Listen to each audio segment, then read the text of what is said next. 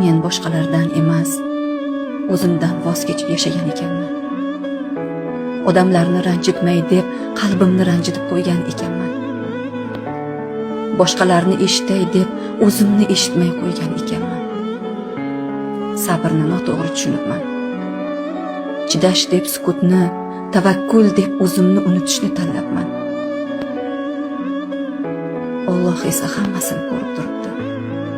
Shuning uchun u to'xtatadi, jim qiladi. O'zingizni topishingiz uchun yolg'iz qoldiradi. Chunki banda o'zini yo'qotib qo'ysa, ibodat ham og'ir kelar ekan. Qalb charchasa, hatto duo ham ko'z yoshga aylanar ekan. Bugun tushundim. O'zimdan voz kechish taqvo emas, o'zimni asrash, Alloh bergan omonatga xiyonat qilmaslik ekan.